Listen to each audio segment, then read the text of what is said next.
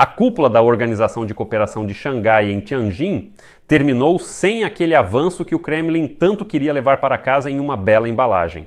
Em vez de um contrato firme para o gasoduto Força da Sibéria 2, há só um memorando válido juridicamente, mas vazio, sem preço ou prazos. A China deixou claro que os russos podem construir a Força da Sibéria 2, mas os preços e o dinheiro ainda dependem de nós. Em vez de uma grande porta para o mercado chinês, um ano de isenção de visto em teste para os russos, que Pequim pode fechar com um simples gesto, em vez de um eixo de cooperação igualitário. Um detalhe protocolar que poucos na Rússia comentam agora, mas todos perceberam. Xi Jinping não quis esperar o ditador Putin para a foto em grupo ao final da cúpula. E além da fachada, o que realmente atinge Moscou. A Rússia é forçada a continuar reduzindo os preços do petróleo para a China e a Índia, porque a logística está ficando mais cara, o refino está parando e os compradores estão negociando duro. Porque entendem que a Rússia não tem muita escolha. Meu nome é Alexei Pech. Hoje é 2 de setembro no calendário. Vamos resumir os resultados da cúpula da Organização de Cooperação de Xangai no contexto das relações entre a China e a Rússia. E antes de começarmos, quero destacar que neste canal do 4 há 5 matérias de notícias para que você não perca as principais notícias. Por isso recomendo que você se inscreva neste canal e não se esqueça de deixar seu like. Então, agora vamos por partes.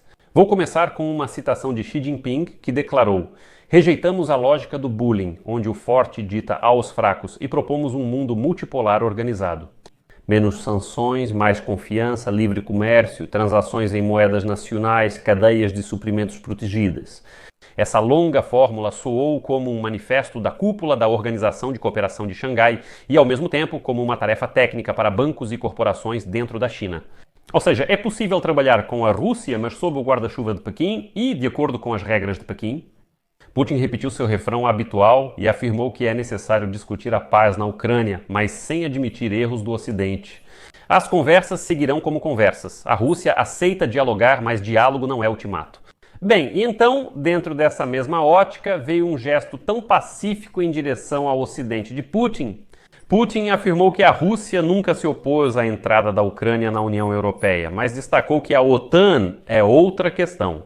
Essas citações são importantes exatamente nesse contexto, porque mostram como o Kremlin tenta colar, digamos assim, sua suposta racionalidade à linha chinesa de anti-hegemonia. Mas o interessante é que Xi Jinping, ao afirmar que rejeita a lógica do bullying, onde o forte dita as regras do jogo para o fraco, na verdade acaba se contradizendo. A China, como lado forte, agora impõe regras à Rússia, o lado mais fraco. Mais adiante, vamos analisar a mecânica do que foi e não foi possível negociar, começando pelo gás. Todos na Rússia esperavam que Putin voltasse com um enorme contrato sobre o Força da Sibéria 2, que a Rússia conseguiria bombear grandes volumes de gás para a China. Assim, supostamente compensaria a perda do mercado europeu. Mas, de fato, o que recebemos foi o anúncio do aumento do fornecimento da Rússia para a China em 8 bilhões de metros cúbicos, mas pelos trajetos já existentes. E como você pode imaginar, isso é basicamente só maquiagem para a Europa perdida pela Rússia. Formalmente soa bem e existe um memorando vinculativo sobre o Força da Sibéria 2, mas sem preço e prazo, isso não é contrato, só enfeite. O que aconteceu? A questão é que Putin queria muito que Xi Jinping dissesse novamente que estamos prontos para concluir o gasoduto Força da Sibéria 2 para receber da Rússia mais 50 bilhões de metros cúbicos de gás por ano. Mas a China já vem recusando essa ideia há muito tempo, há vários anos diz que não precisa desse gasoduto. Mas para Putin era muito importante arrancar dos chineses que eles dissessem, em princípio, que são contra esse projeto. E foi isso que ele conseguiu? A China afirmou não ser contra o gasoduto Força da Sibéria 2, mas que atualmente não necessita dele. Não precisamos de tanto gás russo quanto vocês oferecem. Concordamos apenas com o aumento do fornecimento de gás em 8 bilhões de metros cúbicos pelos gasodutos já existentes. Sobre o Força da Sibéria 2, quando concluírem a obra, poderemos comprar gás, talvez no futuro, mas o preço será definido por nós, não por vocês. Bem, basicamente, essa é a fórmula que a China já dita há vários anos, e depois Putin leva essa fórmula para Moscou. E os russos ficam muito felizes com isso, mas a China deliberadamente não fecha essa fórmula. Ele tem gás natural liquefeito do Catar, da Austrália, e a produção interna de gás na China está aumentando, e, consequentemente, é improvável que a China precise dos volumes de gás que Moscou oferece, especialmente se levarmos em conta os volumes de gás que Moscou vendia para a Europa. E Moscou, tendo perdido sua âncora europeia, está com pressa para assinar pelo menos alguma coisa. Para mostrar dinâmica, Pequim não tem pressa alguma. E é isso que explica a diferença geral de tons. Os porta-vozes russos dizem que é um passo histórico, enquanto os chineses dizem que é uma etapa importante no trabalho conjunto. No que diz respeito ao petróleo, essa tão proclamada multipolaridade se transforma apenas em palavras. Os ataques às refinarias de petróleo na Rússia, os acidentes nessas refinarias, casos de força maior e assim por diante, levam a Rússia a exportar mais petróleo bruto. Margem menor, riscos de seguro maiores. Índia e China notam dificuldades internas dos russos e exigem grandes descontos. Aqui também vou citar uma frase que os traders chineses estão usando agora. Isso foi relatado pela Bloomberg.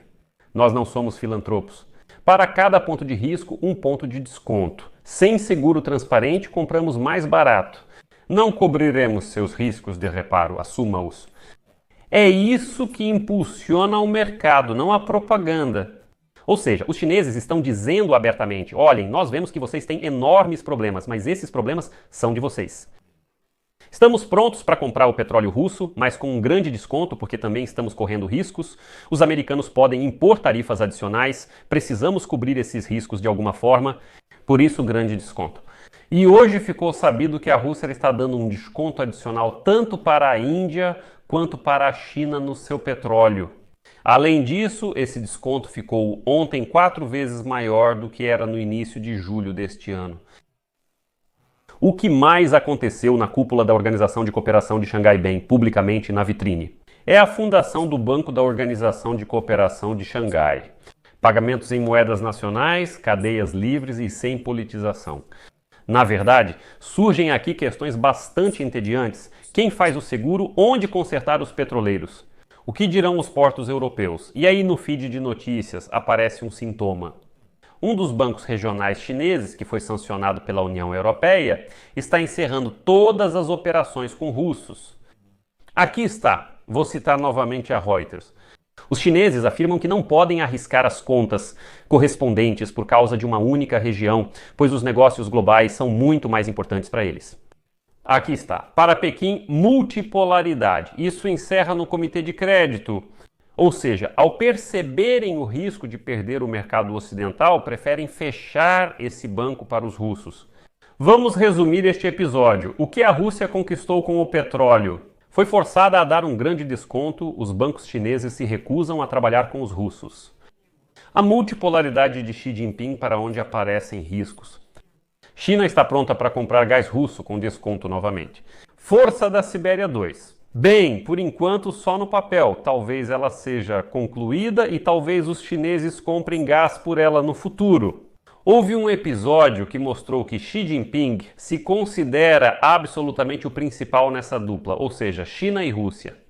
E sobre o fato de que Xi Jinping não esperou o ditador Putin para tirar uma foto conjunta. Esse é um detalhe protocolar que, melhor do que qualquer explicação, mostra a hierarquia. Xi Jinping mostrou que, não, Volodya, careca, quem é você? Bem, você, claro, é parceiro, aliado, mas saiba o seu lugar. Isso, e aqui tem mais um episódio interessante, é sobre como Putin começou a se humilhar lá. A questão é essa história com os renas. O fato é que Putin prometeu dar ao Xi Jinping, como sinal de amizade e longevidade, renas. Bem, quando não há grandes contratos, colocam símbolos na mesa para, mudar o assunto da conversa. Em casa, na Rússia. Essa é a diplomacia desses tempos difíceis para os russos. Tudo ótimo aqui, Xi Jinping está satisfeito. Os veados já estão a caminho. Quanto à Índia, ela é o terceiro vértice do triângulo na moda de renderização. Mantém distância, compra petróleo com desconto e ao mesmo tempo negocia com os americanos por tecnologias e concessões tarifárias. Citação marcante da imprensa indiana. Nossa região enfrentou conflitos externos por muito tempo. A Índia preza parcerias e desenvolvimento, não rivalidades ou divisões. Esperamos um comportamento responsável de todos. Traduzindo para uma linguagem comum, Nova Delhi não promete nada a ninguém e não pretende prometer. Isso, como você entende, é uma má notícia para Moscou, que sonhava em colocar a Índia, sabe, na mesma linha, supostamente criando um novo eixo China-Índia-Rússia. Quanto às consequências para a Ucrânia, se a Rússia encontrar seguros estáveis para pôr a frota sombria, docas, bancos e tudo isso fora da infraestrutura ocidental, então o Kremlin, claro, terá chances de prolongar um pouco a vida do seu orçamento, da sua economia. Consequentemente, aqui pode surgir um antídoto. É essencial que Europa e Estados Unidos da América implementem isso rapidamente. Isso inclui reforço das sanções e proibição de entrada de navios russos em portos ocidentais. E isso significa a proibição de atendimento a russos em qualquer banco do mundo.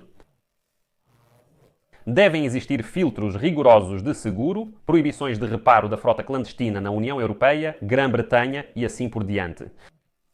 Deve haver uma auditoria clara das misturas de petróleo em terceiros países e um cronograma dos lotes de petróleo. Sabe, com há muita chamada mágica ali que pode ser facilmente dissipada com regulamentação. Porque o que os russos fazem? Eles misturam seu petróleo bruto, inclusive na Índia.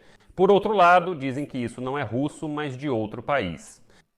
E as sanções secundárias, não só contra os grandes, mas também contra os bancos chineses médios, isso também já está funcionando muito bem. Como você pode ver, um desses bancos regionais realmente decidiu e se recusou a atender os russos. Xi Jinping afirma: estamos adotando liquidações em moedas nacionais.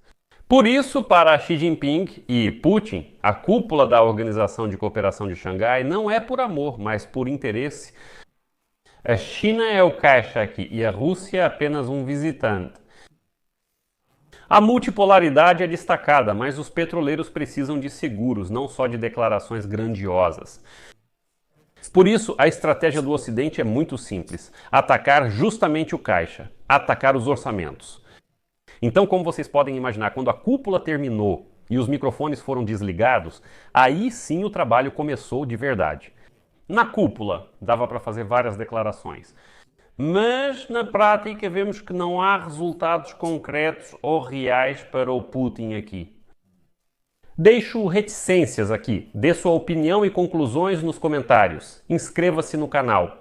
Lembro mais uma vez, todos os dias aqui tem de 4 a 5 matérias de notícias para que você fique por dentro de todos os acontecimentos.